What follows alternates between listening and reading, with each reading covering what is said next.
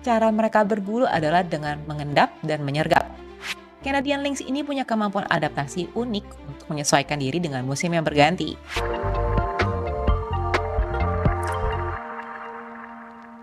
Pernah dengar kucing yang selalu pakai sepatu salju? Kenalin, Canadian Lynx. Kucing dengan nama latin Lynx canadensis ini merupakan predator ganas. Habitatnya di hutan boreal yang dingin dan bersalju. Biasanya tuh di Kanada, Alaska, dan sebagian hutan Amerika Serikat. Canadian Lynx tubuhnya tuh pendek, ekornya kecil, dan kakinya panjang. Panjang tubuhnya sekitar 76 sampai 110 cm. Beratnya tuh sekitar 8 sampai 11 kg.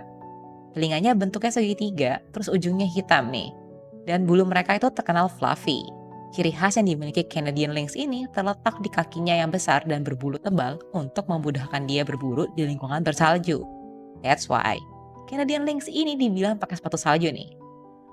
Anyway, kalau dilihat sekilas, mungkin tuh kamu ngerasa kalau Canadian Lynx ini mirip sama Bobcat.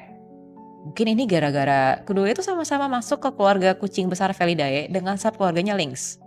Bedanya, kaki Canadian Lynx ini lebih besar dari Bobcat dan warna ekornya full hitam. Beda sama si Bobcat yang punya warna putih di bagian bawah warna hitamnya. Selain itu, perbedaan yang paling mencolok itu dari habitat alami keduanya. Kalau si Bobcat, habitatnya tuh beragam, mulai dari hutan, padang rumput, daerah berbatu, sampai ke pinggir kota. Nah, kalau Canadian Lynx, habitatnya di lingkungan dingin dan bersalju. Meski habitatnya terbatas, Canadian Lynx ini punya kemampuan adaptasi unik untuk menyesuaikan diri dengan musim yang berganti. Ketika musim dingin, bulu mereka tuh akan menjadi lebih tebal dan berwarna keabu-abuan. Kalau lagi musim panas, bulu mereka jadi lebih pendek dan berwarna kecoklatan hingga kemerah-merahan. That's why Canadian Lynx itu nggak perlu hibernasi atau migrasi ke tempat yang lebih hangat pas lagi musim dingin nih. Ngomong-ngomong soal musim, Canadian Lynx juga punya musim kawin yang biasanya berlangsung sekitar dari Maret hingga awal April. Selama periode ini, mereka bakalan cari pasangan dan berkembang biak. Masa kehamilan Canadian Lynx sendiri berlangsung sekitar 60-70 hari. Dan sekali melahirkan, mereka bisa menghasilkan 1-8 ekor anak kucing. Canadian Lynx termasuk hewan teritorial. Khusus buat yang jantan, biasanya tuh mereka hidup menyendiri. Sarangnya bisa ditemukan di bawah pohon yang tumbang, batang kayu yang berlubang, tebing batu, dan juga semak yang tebal. Selain itu, mereka ini juga hewan nokturnal. Mereka akan bersembunyi di sarang-sarang tersebut saat siang hari, kemudian pergi berburu di malam harinya.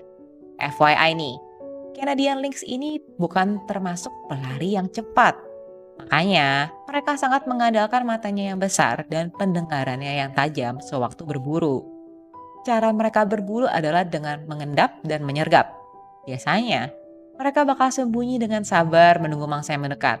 Baru setelah itu, mereka bakalan melompat untuk menangkap mangsanya. Mangsa utama dari Canadian Lynx sendiri merupakan salah satu jenis kelinci salju yaitu snowshoe hare. Kadang, kalau mereka lagi kelaparan, mereka tuh bisa makan satu snowshoe hare utuh dalam sekali makan. Sedangkan, kalau dalam kondisi normal, mereka cuma makan sebagian aja. Lalu sisanya disembunyiin buat dimakan di lain waktu. Kalau misalnya nih, mereka tuh lagi nggak bisa nemuin si snowshoe hare, mereka bakal berburu hewan lain seperti mammal yang lebih kecil. Terus bisa juga burung, sampai ke karibou yang merupakan salah satu spesies rusa. Tapi ini tergolong jarang banget. Kalau sampai si Canadian Lynx bisa memangsa karibou, biasanya tuh kondisinya udah jadi bangkai. Atau kalau masih hidup biasanya tuh karibou anakan yang masih kecil. Tapi ya makanan utama Canadian Lynx itu tetap snowshoe hare ya guys. Mungkin memang mereka ini pecinta snowshoe hare kali. Soalnya nih, ternyata populasi Canadian Lynx ini berkaitan erat sama populasi snowshoe hare. Berdasarkan dari pengamatan ilmuwan selama ratusan tahun, populasi keduanya ini punya siklus yang teratur, di mana setiap sekitar 9-11 tahun, populasi keduanya bakal naik turun secara alami. Pola siklusnya kurang lebih begini. Ketika populasi snowshoe hare sedang naik, Canadian Lynx akan mendapatkan persediaan makanan yang banyak. Nah, ini bakal ngebuat Canadian Lynx lebih mudah bertahan hidup dan beranak pinak. Jadi, populasinya akan ikut naik. Tapi, karena populasi Canadian Lynx sebagai predator ini naik, lama-lama jumlah snowshoe hare-nya itu bakal menurun bahkan langka. Kalau udah gini, Canadian Lynx bakal kesusahan cari makan. Mereka yang nggak dapat jatah snowshoe hare bakalan kesulitan bereproduksi, bahkan bisa mati.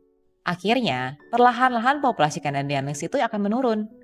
Begitu populasi mereka menurun, giliran snowshoe hare yang naik karena predator yang memangsa mereka jadinya berkurang. Setelah itu, ya, populasi Canadian lynx bakal ikut naik juga.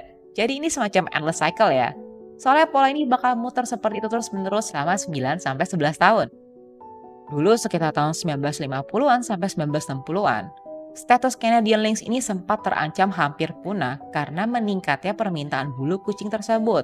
FYI lagi nih, bulu mereka ini terkenal sangat halus. Sampai saat ini, Canadian lynx juga masih diburu, akan tetapi udah gak sebanyak dulu. Karena udah ada undang-undang perlindungan yang membatasi perburuannya. Dan juga permintaan bulu Canadian lynx ini itu juga menurun drastis. Nah, untuk status konservasinya sendiri tuh ada dua status nih buat si Canadian lynx. Yang pertama dari COSWIC, Committee on the Status of Endangered Wildlife in Canada. Canadian lynx itu ditetapkan sebagai not at risk atau tidak beresiko punah. Artinya, populasi hewan tersebut di daerah Kanada masih tergolong stabil dan aman. Yang kedua dari ESA, Endangered Species Act dari Amerika Serikat. Canadian lynx ditetapkan sebagai threatened atau terancam. Loh, kok bisa beda Mbak M? Nah, alasan utamanya karena habitat mereka yang ada di Kanada dan juga Amerika Serikat. Hutan boreal di Kanada cenderung masih luas dan juga terlindungi, sehingga jauh dari gangguan dan aktivitas manusia, kayak pemukiman, perburuan, dan juga pembangunan. Karena itu, populasinya Canadian lynx masih terjaga. Sebaliknya di Amerika Serikat, Canadian lynx ini terbatas hanya ada di wilayah-wilayah tertentu, terutama di bagian utara, kayak Montana, Idaho, atau juga Wyoming. FYI nih, hutan boreal di Amerika Serikat tuh nggak seluas yang ada di Kanada. Selain itu, ancaman yang meliputi kehilangan habitat akibat penggunaan lahan untuk aktivitas manusia itu juga cenderung lebih banyak. Iklim dari habitat Canadian lynx di Amerika Serikat juga nggak seideal di Kanada, yang mana tentunya menyebabkan sejumlah snowshoe hare tuh lebih sedikit. Dan juga, iklim yang lebih hangat mengakibatkan adanya predator saingan buat Canadian lynx. Ya kayak si bobcat yang lebih adaptif terhadap lingkungan yang lebih hangat nih. That's why, kalau di hutan boreal Kanada, Canadian lynx ini lebih berkuasa. Karena selain makanan utama yang lebih berlimpah, serangan predatornya juga sedikit. So gimana nih? Unik kan ya si Canadian lynx ini? Jujur Mbak M sih pengen banget ngeliat mereka secara langsung. Kalau kamu gimana? Berharap gak sih suatu hari bisa ngeliat mereka langsung juga? Atau kamu juga pengen elus-elus nih bulunya yang konon halus banget itu? Ayo share pendapat kamu di kolom komentar ya. Anyway, kalau kamu ada request buat Mbak M bawain topik hewan tertentu, share juga di komentar. Atau kamu bisa reach out Mbak M di sosmed Mbak M yang lain. Dan tentunya, thank you udah nonton video ini dari awal sampai akhir. Jangan lupa buat like, subscribe, dan share video ini ke teman-teman kamu ya.